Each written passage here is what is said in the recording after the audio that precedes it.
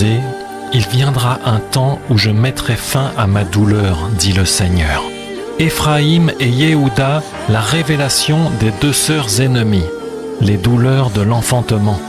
Éphraïm se prostitue, Israël en est souillé. Osée 6, verset 4. Que te ferai-je, Éphraïm? Que te ferai-je, Yehuda? Votre piété est comme la nuée du matin, comme la rosée qui se dissipe dès le matin. C'est pourquoi je les ai taillés en pièces par mes prophètes, je les ai tués par les paroles de ma bouche, et mes jugements apporteront la lumière. Car je prends plaisir à la miséricorde et non au sacrifice, et à la connaissance de Dieu plus qu'aux holocaustes. Comme Adam, ils ont transgressé l'alliance. C'est là qu'ils m'ont trahi. J'ai vu des choses infâmes dans la maison d'Israël. Là, Éphraïm se prostitue, Israël en est souillé. À toi aussi, Yehuda, une moisson est préparée quand je ramènerai les captifs de mon peuple. 1. Les douleurs de l'enfantement. Comprenez pourquoi y a-t-il des douleurs à l'enfantement? Les douleurs de l'enfantement sont apparues après la chute d'Adam et Ève, après que le diable ait pris à Adam les clés de la domination sur la création. Ainsi, tout homme qui naît dans ce monde est automatiquement sous la domination du diable, ce qui représente une souffrance pour le Créateur. C'est pourquoi il a instauré cette souffrance pour celle qui enfante. Il s'agit d'une révélation de la souffrance de Dieu. Concernant Adam, c'est la terre qui a été maudite. C'est pourquoi c'est la terre, la création, qui souffre les douleurs de l'enfantement dans notre monde, selon Romains 8, verset 22. La souffrance est omniprésente dans notre monde car elle illustre la souffrance du Créateur de voir sa création livrée et soumise au diable, et en particulier de voir que tout homme naît mort spirituellement, c'est-à-dire privé, dénué de l'esprit de la connaissance de Dieu. 2. Question. En quoi cette souffrance ou toutes ces souffrances peut-elle servir, être utile à Dieu? Dieu étant le centre, la cause de toute chose, la création, révèle Dieu selon le psaume 19. La création n'est donc pas là pour servir Dieu, être utile à sa vie, mais pour le révéler. L'homme qui vit dans ce monde reçoit donc implicitement un témoignage qui lui révèle le Créateur, son histoire, sa vie, son œuvre, car toute la création a été imaginée, mise en place et réglée par le Créateur pour cette fonction et dans ce but. C'est pourquoi la nature illustre aussi bien toutes les vérités qui concernent Dieu, le soleil et sa splendeur, toutes les forces de la nature, les plantes, les animaux, les espèces, les modes de vie, la naissance, la vie, la mort, la croissance et le vieillissement, l'air, l'eau, le vent, le chaud et le froid, les montagnes et les vallées, les saisons, les calendriers, le temps, tout. C'est énorme et totalement mystérieux pour l'homme. Une gloire de Dieu que le Seigneur s'emploie à révéler selon sa volonté et à qui il lui plaît de la révéler. 3. Mystère et paradoxe. Comment l'homme qui vit dans un tel monde peut-il être aussi ignorant, aveugle au sujet de Dieu? La réponse est écrite dans la parole de Dieu. La gloire de Dieu est de cacher les choses, et la gloire des rois est de sonder les choses. Proverbe 25, verset 2. Une gloire de Dieu consiste donc à maintenir cachées aux yeux de l'homme des vérités qui sont pourtant aussi évidentes à la simple observation de la création ou la vie au milieu de cette création. La question du jour sera donc: veux-tu que Dieu te révèle les mystères de sa création? Demande-moi, dit le Seigneur, et je te donnerai les nations en héritage, dit ma parole. Psaume 2, verset 8. 4. Mais alors, pourquoi le titre Éphraïm et Yehuda, la révélation des deux sœurs ennemies? Le nom Éphraïm vient du mot hébreu Ephraat, qui vient lui-même du mot hébreu para, porter du fruit. Éphraïm est celui qui est appelé à porter du fruit, c'est l'homme.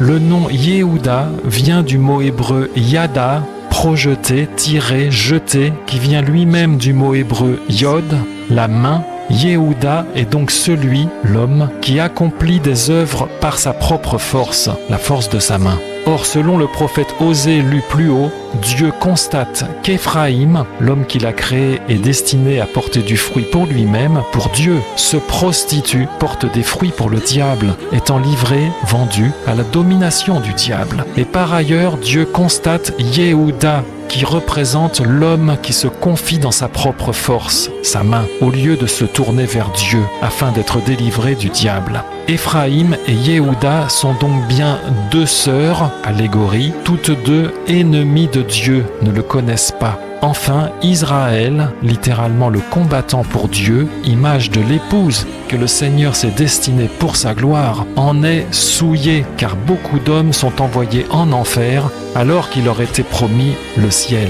D'où les douleurs de l'enfantement du Dieu créateur, auquel le Seigneur mettra fin lui-même en son temps et selon sa prophétie.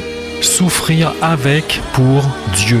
Romains 8, verset 17. Si nous sommes enfants de Dieu, nous sommes aussi héritiers. Héritiers de Dieu en effet et co-héritiers du Mashiach, si toutefois nous souffrons avec lui, afin que nous soyons aussi glorifiés avec lui.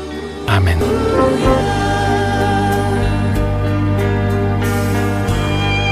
Entendez, il viendra un temps où je mettrai fin à ma douleur, dit le Seigneur.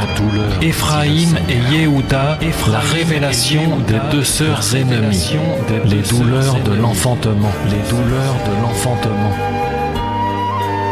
La souffrance est omniprésente dans notre monde car elle illustre la souffrance du Créateur de voir sa création livrée et soumise au diable et en particulier de voir que tout homme naît mort spirituellement, c'est-à-dire privé, dénué de l'esprit de la connaissance de Dieu. Dieu étant le centre, la cause de toute chose, la création révèle Dieu, car toute la création a été imaginée, mise en place et réglée par le Créateur pour cette fonction et dans ce but. Mystère et paradoxe. Comment l'homme qui vit dans un tel monde peut-il être aussi ignorant, aveugle au sujet de Dieu, Une gloire de Dieu consiste donc à maintenir cachées aux yeux de l'homme des vérités qui sont pourtant aussi évidentes à la simple observation de la création.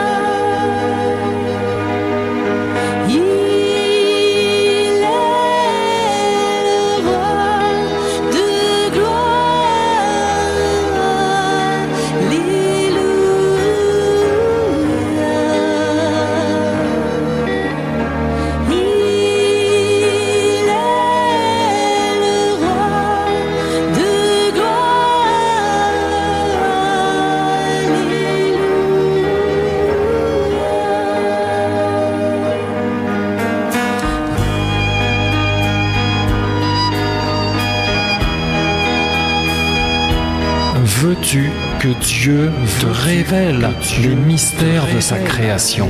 Demande-moi, dit le Seigneur, et je te donnerai les nations en héritage, dit ma parole. Éphraïm et Yehuda sont donc bien deux sœurs, allégorie, toutes deux ennemies de Dieu, ne le connaissent pas. Israël en est souillé, d'où les douleurs de l'enfantement du Dieu créateur, auquel le Seigneur mettra fin lui-même en son temps et selon sa prophétie.